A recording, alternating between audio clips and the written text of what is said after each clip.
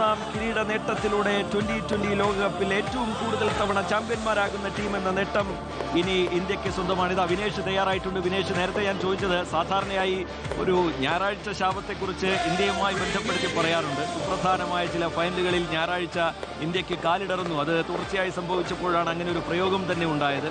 പക്ഷേ ഇവിടെ ഈ ഞായറാഴ്ച ദിനത്തിൽ ഗംഭീര ജയത്തോടെ, ആധികാരിക ജയത്തോടെ ആ ഞായറാഴ്ച ശാപം എന്ന പ്രയോഗത്തെ ഇല്ലാതാക്കുന്നു ടീം ഇന്ത്യ. വിനേഷ്, ശ്രീജിത്ത്, ഇത് സൺഡേ അല്ലല്ലോ, ഇത് സാം സൺഡേ അല്ലേ? അതുകൊണ്ട് തന്നെ ഇത് സാം സൺഡേ ആയതുകൊണ്ട് തന്നെ നമുക്ക് ആ ഞായറാഴ്ച ശാപം എന്ന് പറഞ്ഞ ഒരു വികാരമേ ഇല്ല, അങ്ങനെ ഒരു പ്രശ്നമേ ഇല്ല. അതൊക്കെ തൂത്തെറിഞ്ഞുകൊണ്ടാണ് ഇന്ത്യ ചരിത്രം തിരുത്തിയത്. രണ്ട് തരത്തിലാണ് ഇന്ത്യ ചരിത്രം ആവർത്തിക്കുകയും ചെയ്തു, ചരിത്രത്തെ തോൽപ്പിക്കുകയും ചെയ്തു. ചരിത്രം ആവർത്തിക്കുന്നു എന്ന് പറയുന്നത് ഇന്ത്യ വീണ്ടും 2020 ലോകകപ്പിലെ ചാമ്പ്യനായി എന്നുള്ളതാണ് ചരിത്രം ആവർത്തിക്കുന്നത്. ഇനി ചരിത്രത്തെ തോൽപ്പിക്കുക എന്ന് പറയുന്നത് 2020 ലോകകപ്പിൽ ഇതുവരെ ഒരു ആതിഥേയ രാജ്യം ലോക കിരീടം നേടിയിട്ടില്ല എന്നുള്ളത് ഒന്ന്, ആ ചരിത്രത്തെ തോൽപ്പിച്ചു. രണ്ട്, തുടർച്ചയായി 2 ലോക കിരീടങ്ങൾ, 2020 ലോക കിരീടങ്ങൾ ഒരു രാജ്യവും ഇതുവരെ നേടിയിട്ടില്ല എന്നുള്ളൊരു ചരിത്രം ഉണ്ടായിരുന്നു. ആ ചരിത്രത്തിനെയും തോൽപ്പിച്ചു. അങ്ങനെ ചരിത്രം ആവർത്തിക്കുന്നു, ചരിത്രത്തെ തോൽപ്പിക്കുന്നു. ആ രീതിയിലായിരുന്നു ഇന്ത്യയുടെ ഈ ലോകകപ്പിലെ പ്രകടനം എന്ന് പറയുന്നത്. ഇതിഹാസങ്ങളെ സാക്ഷിയാക്കി നമുക്ക് കാണാം, ലോക കിരീടം നേടിയ 3 നായകന്മാർ ഉണ്ടായിരുന്നു. ആ നിരയിലേക്ക് സൂര്യകുമാർ യാദവ് കൂടി എത്തുന്നു എന്നതാണ്. ആ 3 പേർ 1983 കപിലിന്റെ ചെകുത്താന്മാർ എന്ന് പറയുന്ന ആ ടീമിനെ ലോക കിരീടത്തിലേക്ക് വിശ്വവിജയികളാക്കി മാറ്റിയ കപിൽ ദേവ്, ഓൾറൗണ്ടറായിട്ടുള്ള കപിൽ ദേവിനെ കാണാം ഒറ്റ ഫ്രെയിമിൽ.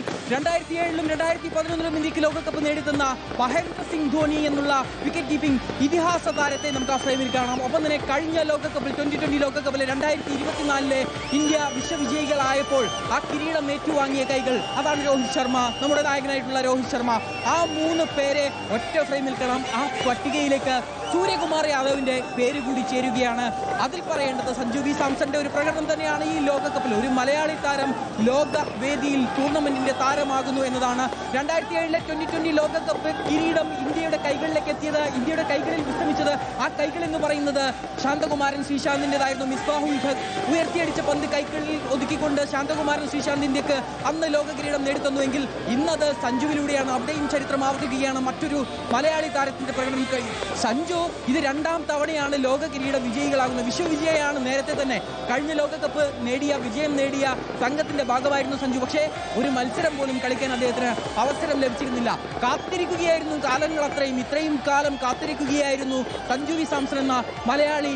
അതുകൊണ്ട് തന്നെ ആ കാത്തിരിപ്പിന് അർഹിച്ച ആ ഒരു റിസൾട്ട്, ഫലം ഉണ്ടാകുന്നു.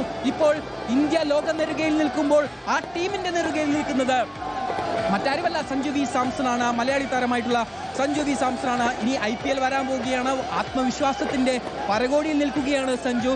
കിട്ടിയ അവസരങ്ങൾ എങ്ങനെ മുതലാക്കണം എന്നുള്ളത് കൃത്യമായി കാണിച്ചു തന്നു ഈ ടൂർണമെന്റിൽ. അതിൽ 3 മത്സരങ്ങളിലുള്ള ആ പ്രകടനങ്ങൾ തന്നെയാണ്. ഒന്ന് തോറ്റാൽ പുറത്ത് എന്നുള്ള നിലയിൽ വെസ്റ്റ് ഇൻഡീസിനെതിരെ നേടിയ 97 റൺസിന്റെ ഇന്നിംഗ്സ്, പിന്നീട് സെമി ഫൈനലിൽ ഇംഗ്ലണ്ടിനെതിരെ നേടിയ 89 റൺസിന്റെ ഇന്നിംഗ്സ്, ഇന്ന് കലാശപ്പോരിൽ കിവീസിനെതിരെ നേടിയ 89 റൺസിന്റെ ഇന്നിംഗ്സ്. കിവീസിനെ കുറിച്ച് കൂടി നമുക്ക് പറഞ്ഞു പോകേണ്ടതുണ്ട് റീജിത്ത്. ഇത്രയും നിർഭാഗ്യവാന്മാരായ ഒരു സംഘം, നല്ല ക്രിക്കറ്റ് കളിക്കുന്ന ഒരു സംഘം. പക്ഷേ ICC ടൂർണമെന്റുകളിലേക്ക് വരുമ്പോൾ അവർ കപ്പിനും ചുണ്ടിനും ഇടയിൽ എത്രയോ തവണ അവർക്ക് കിരീടങ്ങൾ നഷ്ടമാകുന്നു. ഒരു ലോക ടെസ്റ്റ് ചാമ്പ്യൻഷിപ്പ് ഒഴിച്ചു നിർത്തിക്കഴിഞ്ഞാൽ ഇതേവരെ 2020 ലോകകപ്പോ ഏകദിന ലോകകപ്പോ നേടാൻ കഴിയാത്ത ലോക ക്രിക്കറ്റിൽ ഏറ്റവും വമ്പൻ സംഘങ്ങളിൽ ഒന്നായി മാറുന്ന കിവീസ്. അവരുടെ നിർഭാഗ്യം ഇത്തവണയും അവരെ പിന്നാക്കം വലിക്കുന്നത് കണ്ടു. അവിടെ നിർഭാഗ്യം പിന്നാക്കം വലിക്കുന്നു എന്നതിന് അപ്പുറത്തേക്ക് ഇന്ത്യയുടെ പ്രകടനത്തെ തന്നെയാണ് എടുത്തു പറയേണ്ടത്. കാരണം ഒരു ഫൈനൽ മത്സരമാണ്. ആ